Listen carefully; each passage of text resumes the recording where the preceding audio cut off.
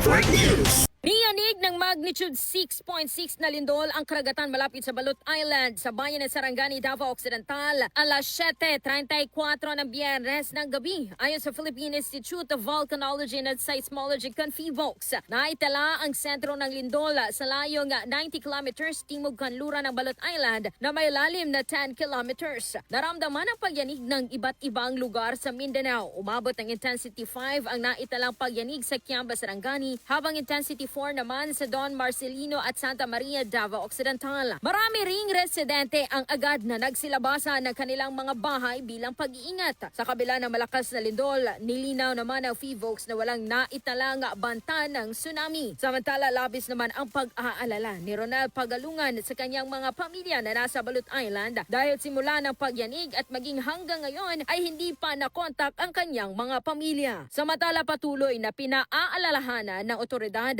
ang publiko na maging alerto dahil maaari pang makaranas ng mga aftershocks sa mga susunod na oras o araw. Kasama mo sa DXDCRMN Davao, Radzuman Karin Beltran, Tatok RMN!